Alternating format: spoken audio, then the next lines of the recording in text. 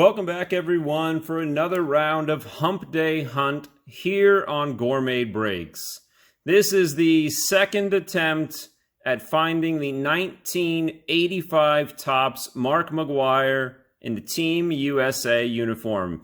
You see it right in front of you. You may notice the gold label. This is a reprint. So far, we have opened only one rack pack of 1985 Topps. Very affordable, found them on eBay, and out of that one rack pack, we pulled a Darryl Strawberry, a Dwight Gooden rookie, a Roger Clemens rookie, a Paul Malter, a Harold Baines, Reggie Jackson, Burt Blyleven, a Tom Seaver.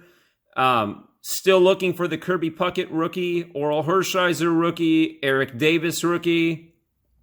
We are not going to give in easily and simply go and buy the Mark McGwire card, because that's not something that Gore back in 85 or in 88 when I was starting to collect would have been able to do. Okay? As a kid, you find the card in the pack or you trade with your friends.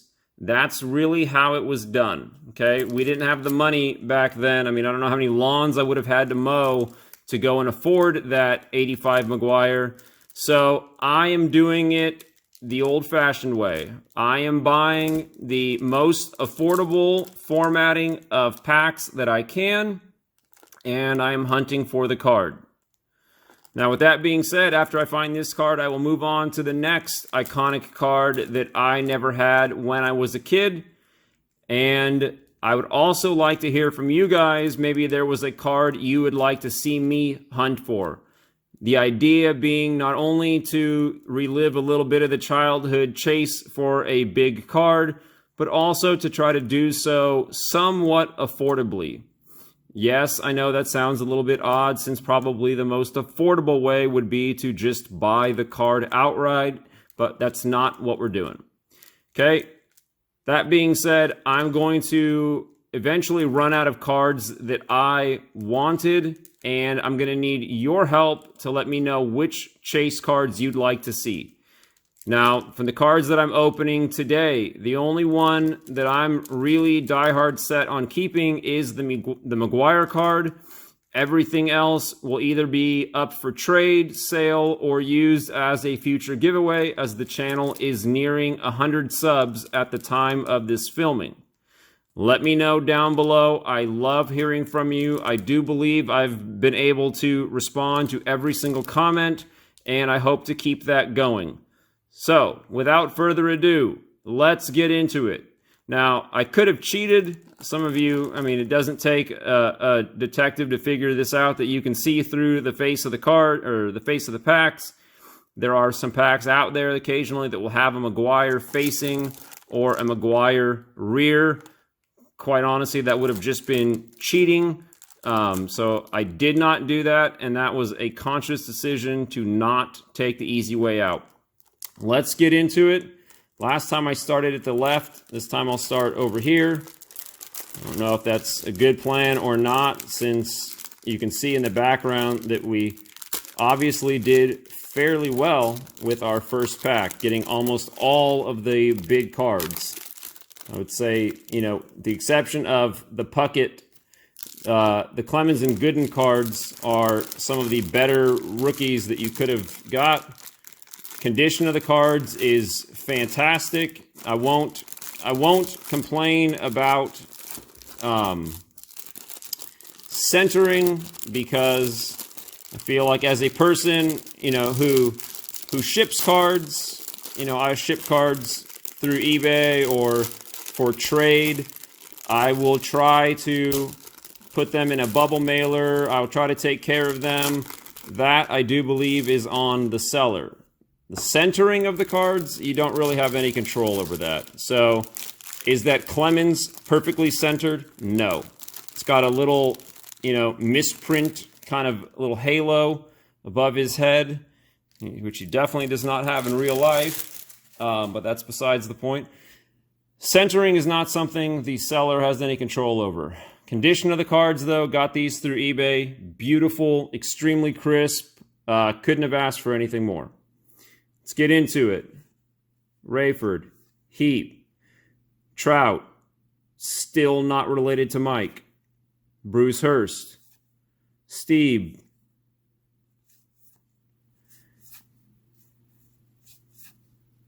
You guys can see that there's definitely a variety of centering issues on these. Bobby Brown. Oh, what a downward spiral your life will become, sir. Nice old A's cards. Wally Backman, that was a popular name back. Dave Righetti, that was a big name back in the day. Didn't quite live up to his full potential, but definitely had a pretty solid career. Mark Wagner, another A's card. Steve Sachs, also known as Steve Sucks. I actually have an autographed card of his. He lived up in Northern California for a while. Sweet stash on that guy. Hey, Harold Baines, check out the collar. Now, I feel like at first glance when you see that, you think like, oh, it's some kind of retro-y throwback thing, but this was probably actually in style back then. So that's our second Harold Baines card. Always nice to see the kind of random inserts that were available back then. Mel Hall, Pryor, Sakata. Nice Tony Gwynn. I think his rookie card was an 83 tops, but nice card nonetheless. Rest in peace. Any Tony Gwynn fans out there? I'm just now noticing this card is beautifully centered. I don't know what one of these draws in, PSA 10 format, but that's a nice looking card. Very nice. I don't know what they draw, PSA 10, but for what I paid for these packs, I feel like I'd probably be pretty close to being able to get my money back. It's a nice Willie McCovey. Doing something like this, buying an old school pack is probably the only way to really pull a Willie McCovey card, in 2019. So nice card. Obviously nearing the end of his career. These all going to be... No, we're good. Another A's card. Oh! Flavio Alfaro. Sure this guy's got, a family somewhere. 3, maybe 4 fans in the world. If you're one of them and you happen to be watching, I got it. Give me an email. I'll send it out to you. Joe Morgan, rocking the A's uniform. I don't even know he... Oh, yeah, I take that back. Yes, I did. Another insert type card. Very nice. Pete Rose. Man, this one was loaded with insert. Another record breaker. Pete Rose. I think this was the year he broke the all-time hits record. Could be wrong. I'm sure one of you will let me know. Another record breaker. Nolan Ryan. Very nice. Oh! 2 Team USA cards. Our last rack pack only had 1. O.D. McDowell was a popular name back in that kind of era. We got 3 Team USA cards so far out of these rack packs. Another one! Scott Bankhead. I'd just be greedy thinking at this point of these last 5 cards that we would pull the McGwire, but what a Team USA heavy pack this was.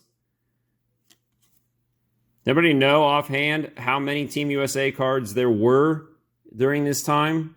I'd love to see if we can make the whole... Oh! Rip the Band-Aid off. No! Dang. How amazing would that have been? John Marzano. Even he looks disappointed that he's not McGwire. That look. Dang. I thought we were going to do it. That was crazy. 4 Team USA cards all in one side of the rack pack. Tom Verizor, Julio Solano rounds out the pack. So, another swing and a miss. But, with that being said, pulled some fun cards. Ryan record breaker, Pete Rose record breaker, Joe Morgan record breaker, Willie McCovey All-Star, Tony Gwynn, Harold Baines. This was like a throwback. I think his rookie year was like in the 70s, maybe early 80s. I don't know. One of you will correct me. Okay, so that was round 2 of Hump Day Hunt in the Hunt for McGwire. I need you guys to tell me who you'd like to see me look for. And I will add them to the list. I've got a few ideas kicking around as far as other cards. I will not be sticking with McGwire exclusively. Frank Thomas, maybe a 90 Leaf. Yeah. Let me know down below what you'd like to see me hunt for, and I will try to find it in the most affordable format I can, and you can follow along with me as I hunt for these cards. Have a good day, folks, and remember, buy the card, not the grade.